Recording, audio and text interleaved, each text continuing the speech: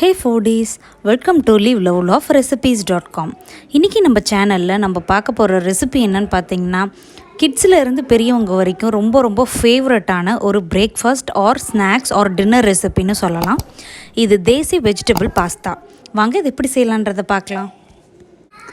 First இந்த recipe செய்கிறதுக்கு ஒரு வைடான சாஸ் பேனில் தண்ணி ஆட் பண்ணிக்கோங்க. அது நல்லா இந்த மாதிரி கொதிக்கும்போது நம்ம கொஞ்சமாக கல்லுப்பு ஆட் பண்ணிவிட்டு எடுத்து வச்சுருக்கிற பாஸ்தாவை அதில் ஆட் பண்ணி நல்லா கொதிக்க விடணும்.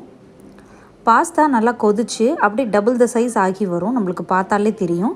இல்லைனா ஒரு நைஃபை வச்சு ஸ்லைட்டாக கட் பண்ணி பார்த்தீங்க அப்படின்னா பாஸ்தா ஈஸியாக கட் ஆச்சு அப்படின்னா வெந்துருச்சுன்னு அர்த்தம்.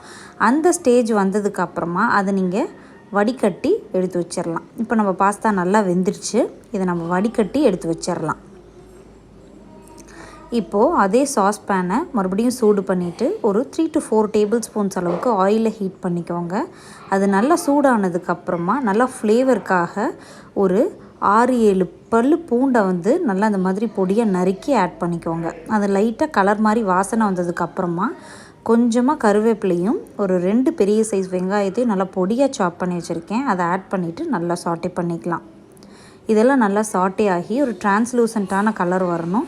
அதுக்கப்புறமா இதில் நம்ம வெஜிடபிள்ஸ் ஆட் பண்ணலாம். வெஜிடபிள்ஸ் உங்கள்கிட்ட என்னென்ன வெஜிடபிள் இருக்கோ அது நீங்கள் ஆட் பண்ணிக்கலாம். நான் இன்றைக்கி பார்த்திங்கன்னா கொஞ்சமாக பீன்ஸ் எடுத்திருக்கேன், கேரட் எடுத்திருக்கேன், கேப்சிகம் எடுத்திருக்கேன்.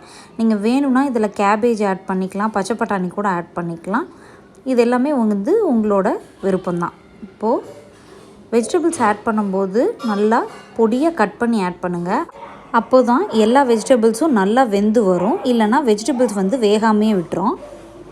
இப்போது ஒரு தக்காளியை நல்லா ஒரு மிக்சியில் போட்டு கிரைண்ட் பண்ணி வச்சுருக்கேன். ஸோ அதையும் ஆட் பண்ணிவிட்டு நல்லா சாட்டே பண்ணிக்கலாம். இப்போது இதில் தேவையான அளவுக்கு சால்ட் ஆட் பண்ணிடலாம். அப்போ தான் நம்மளுக்கு இந்த காய்கறியெல்லாம் நல்லா வெந்து வரும். நம்ம தண்ணி ஆட் பண்ணாமே இதை வதக்குறோம் இல்லையா, ஸோ நம்ம சால்ட் ஆட் பண்ணுறதுனால வெஜிடபிள்ஸ்லேருந்து நல்லா தண்ணி ரிலீஸ் ஆகி அதுலேயே அது வேகும். மூடி வச்சு குக் பண்ணோம் அப்படின்னா பார்த்திங்களா கொஞ்சம் தண்ணி இருக்குது, இந்த தண்ணியிலேயே அது அப்படியே சாட்டே ஆகிட்டு இருக்கும். ஸோ நம்மளோட வெஜிடபிள்ஸ்லாம் வதங்கி வரதுக்கு ஒரு 7 to 8 மினிட்ஸ் எடுக்கும். அது வரைக்கும் ஒரு லோ மீடியம் ஃப்ளேம்லேயே வச்சு குக் பண்ணிக்கோங்க. இப்போது நம்ம இதுக்கு தேவையான ஸ்பைஸ் பவுடர்ஸ்லாம் ஆட் பண்ணிக்கலாம். ஒரு 1/4 டீஸ்பூன் அளவுக்கு மஞ்சள் தூளும், ஒரு 2 டீஸ்பூன்ஸ் அளவுக்கு காஷ்மீரி ரெட் சில்லி பவுடரும், ஒரு 1 டீஸ்பூன் அளவுக்கு கியூமின் பவுடர் அதாவது ஜீரகத்தூளும், ஒரு 1 டீஸ்பூன் அளவுக்கு கொரியாண்டர் பவுடர் அதாவது கொத்தமல்லி தூள், இது எல்லாத்தையுமே ஆட் பண்ணிவிட்டு நல்லா கலந்து விட்டுக்கலாம். இன்றைக்கி நான் எல்லாமே பார்த்திங்கன்னா ஒரு சின்ன ஸ்பூனில் தான் ஆட் பண்ணுறேன்.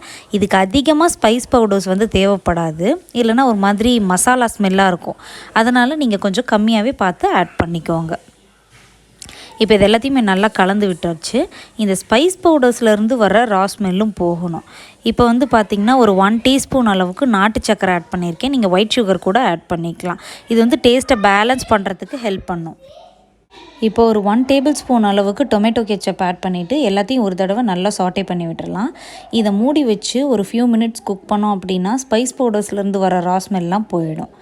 அந்த மாதிரி ரா ஸ்மெல்லாம் போனதுக்கு அப்புறமா தான் நம்ம ஏற்கனவே குக் பண்ணி வடிகட்டி வச்சுருந்தோம்ல பாஸ்தா, அதை ஆட் பண்ணணும். இப்போ பாருங்கள், ஒரு நிமிஷம் க்ளோஸ் பண்ணி குக் பண்ணதில் நம்மளுக்கு எல்லா விதமான ரா ஸ்மெல்லுமே போயிடுச்சு. இப்போ நம்ம வடிகட்டி வச்சுருந்த பாஸ்தாவை ஆட் பண்ணிக்கலாம். இப்போது பாஸ்தாவை ஆட் பண்ணதுக்கப்புறமா எல்லாத்தையும் நல்லா கலந்து விட்டுருங்க. நம்ம ஆட் பண்ண வெஜிடபிள்ஸ், சாஸஸ், மசாலா பவுடர்ஸ் இது எல்லாமே நம்ம வடிகட்டி வச்சுருக்கிற பாஸ்தாவில் ஆட் ஆகணும். ஸோ எல்லாத்தையும் ஒரு தடவை நல்லா மிக்ஸ் பண்ணிவிட்டு ஒரு லோ மீடியம் ஃப்ளேம்லேயே ஒரு 3 to 4 மினிட்ஸ் அளவுக்கு குக் பண்ணிங்க அப்படின்னா நம்மளோட பாஸ்தாவில் இந்த எல்லா ஃப்ளேவர்ஸும் இறங்கி சூப்பராக நம்மளோட பாஸ்தா தயாராகிடும். இந்த ரெசிப்பியை நீங்களும் கண்டிப்பாக ட்ரை பண்ணி பார்த்துட்டு எப்படி வந்ததுன்றதை கமெண்ட்ஸில் சொல்லுங்கள். இதே மாதிரி ஏற்கனவே நிறைய பாஸ்தா ரெசிபி நம்ம சேனலில் இருக்குது. அதோட லிங்க் எல்லாமே நான் டிஸ்கிரிப்ஷன் பாக்ஸில் கொடுக்குறேன், நீங்கள் கண்டிப்பாக போய் செக் பண்ணி பாருங்கள். இந்த ரெசிபியை ட்ரை பண்ணி பார்த்துட்டு எப்படி வந்ததுன்னு கமெண்ட்ஸில் சொல்லுங்கள். உங்களுக்கு இந்த சேனல் பிடிச்சிருந்தது அப்படின்னா மறக்காமல் நம்ம சேனலை லைக் பண்ணுறதோட மட்டும் இல்லாமல் சப்ஸ்கிரைபும் பண்ணுங்கள். தேங்க்ஸ் ஃபார் வாட்சிங்.